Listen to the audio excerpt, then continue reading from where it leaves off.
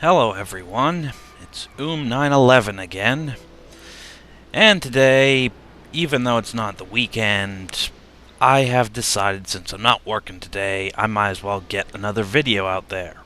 And since it's kind of special, or at least since it's off-kilter, I decided I would do one based on this thing, the Iwaki Alpha. Now, you normally can't, unless you're an alpha tester, you can't get the Iwaki Alpha. So this is more about, well, I just wanted to show it off and stuff so people would get the idea, and maybe this will give you an idea for you guys who don't own one on how to kill it. Now, the Iwaki Alpha, or I should just call it the Iwaki for now, though because it's got the Alpha thing behind it, there's probably going to be another Iwaki, probably another limited one, like maybe a pre-order. I have no idea, really. Sort of like what they did with the Panzer V-4 in, you know, Alpha for World of Tanks, but basically, let's take a look at this thing. Well, the first thing you're going to notice about the Alpha that makes it pretty obvious is the green camo scheme. This thing is very, very similar to the Kuma and the, is it the Tenryu? I know it's called the Tatsuya in this game, but the Tenryu class. Basically, this ship was a proposal for a series of ships that would come after the Tenryu class. Now, if you look at it, or at least I think that's what I gathered, given some talk on the TeamSpeak and all that kind of stuff. More on that later. Basically, if you look at the front, you'll see there's the 3 turrets. Now, here's the interesting thing. If somebody gets in directly in front of this ship, can't really give you the proper camera view here, this thing can focus all 3 of the guns forward. This ship only has 5 turrets. At most, it can bring 4 of them to bear at a time, which means it can bring almost all of its firepower to bear on you if you get directly in front of this thing. The only real vulnerable spot on this entire ship is the rear, right back here. This thing is a cruiser, so normally you'd expect it to have cruiser abilities. At its tier, it has a good amount of AA. You can see the big triple mounts here. The 4 triple mounts. There's another triple mount here. Decent amount for its tier, but this thing does not get the AA upgrade. It gets, instead, the ability to use a smokescreen. But this is a cruiser. It is a very fast cruiser. Basically, think of it as a mega destroyer. It also has 2 sets of triple torpedoes. This allows it to dump basically an extra 2 torpedoes to whichever side of the ship you happen to be on. This means it's firing more torpedoes at you at a time than the Kuma. Again, another complication.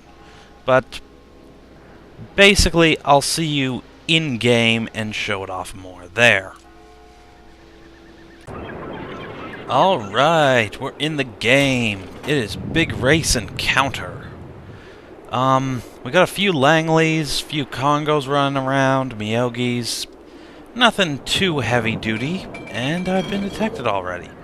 Oh yeah, I transferred my Nagato captain into this guy. Now, that's another interesting thing that I like more about this game than World of Tanks.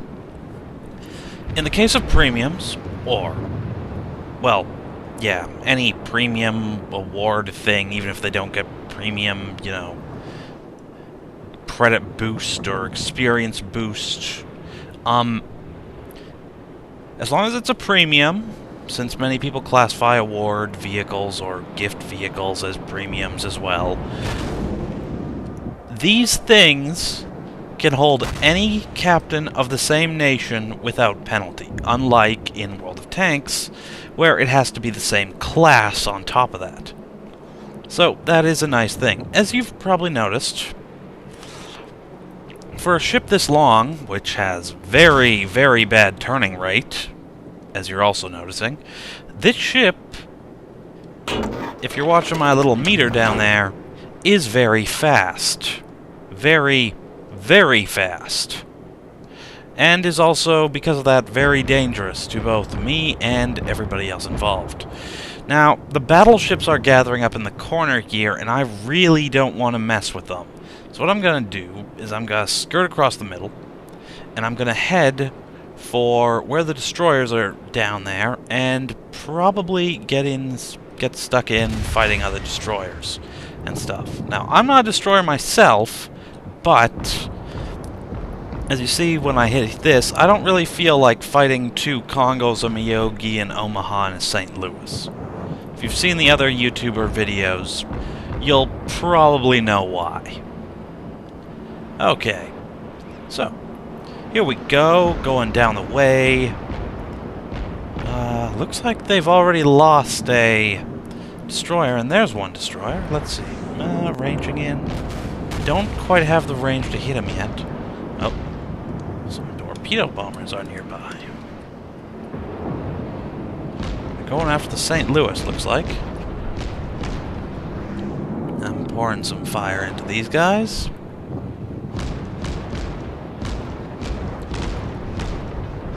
Actually, I'm not yet. Not yet. Still have to close the distance more. Oh boy. The rudder shift time on this thing isn't very long, but the turning circle is fairly big. The ship is very, very light. Very maneuverable. It's basically like driving a really big destroyer. Or I guess the correct term would be sailing, but still. Really big destroyer, these things. Not hard to use. And I've managed to get an aircraft kill. Huh. 2 aircraft kills, actually. But that's not that impressive. Okay, now that's the special thing right there. This guy's directly in front of me, yet I can bring my 3 forward guns to bear on this destroyer right here. So destroyers, beware of ships like this. The Tatsuya, this thing, and the Kuma all have this kind of gun setup. Oh boy. Okay, he's got torpedoes in the water, and I'm gonna eat one. Damn. Oh, he took out my engine. Gotta repair that. Gotta make sure I can keep moving. Let's see here. I got the range. So let's drop some more shells on this guy over here. Oh. Somebody's getting cheeky. It is you, sir.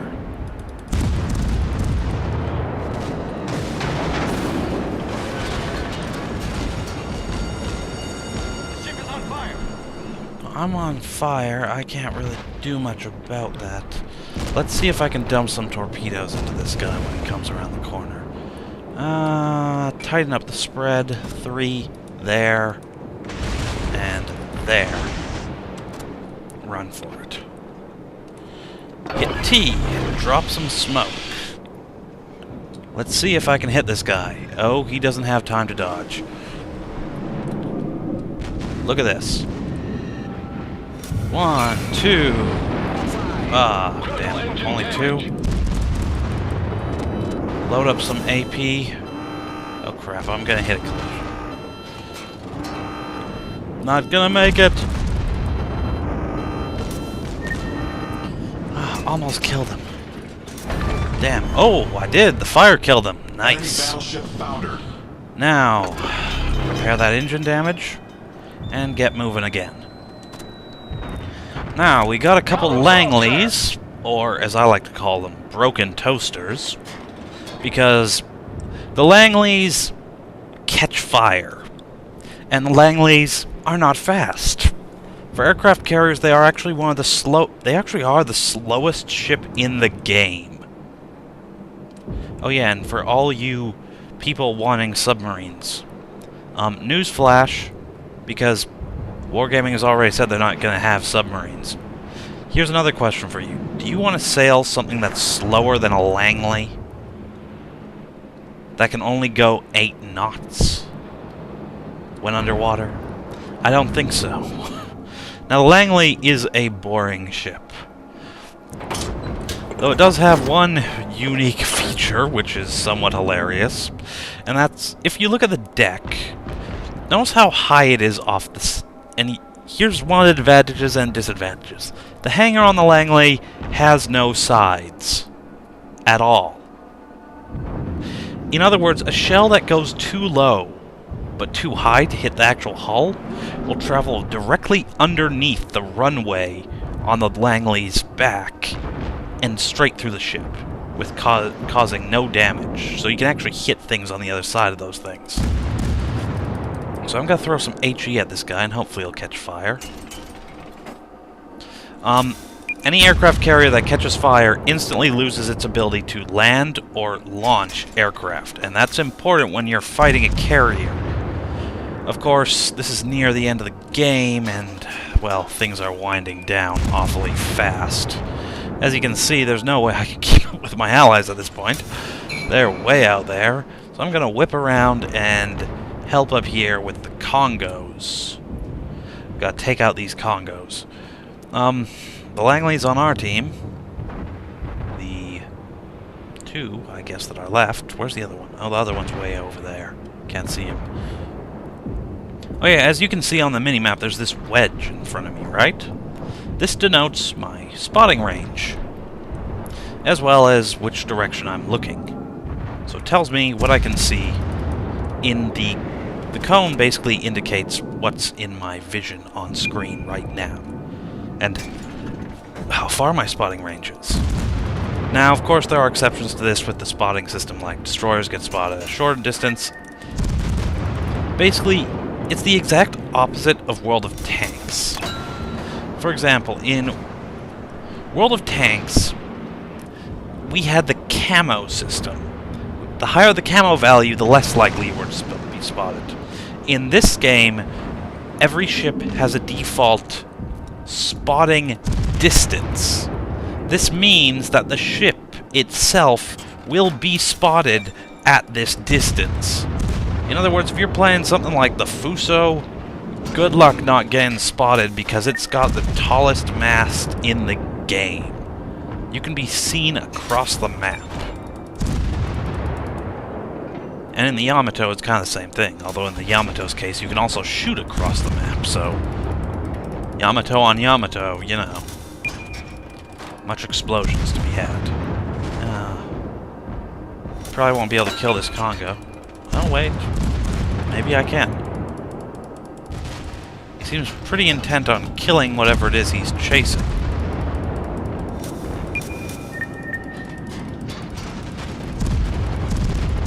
I really should stop using AP on this guy. It's not doing that much. Maybe if I set him on fire, I can get some more damage. 500. Again, the guns are very light. They're slightly... Oh, there we go. I win. Let's see, how did I do? Lots of cash. There. 42 hits with shells. That's pretty good. 2 hits with torpedoes. Not that great, but then I only used torpedoes once in the entire thing. So that's 1 hit per launcher. Out of the 6 torpedoes that I fired. 3 from each. I shot down 2 aircraft. Those were the torpedo bombers you saw earlier. 4 critically damaged hits, so that makes that 46 times I hit people. I got 2 kills, nice. Set guys on fire 4 times. And I caused 1 flooding. So one of those torpedoes caused flooding. That's pretty good. Team score, how did we do overall? Well,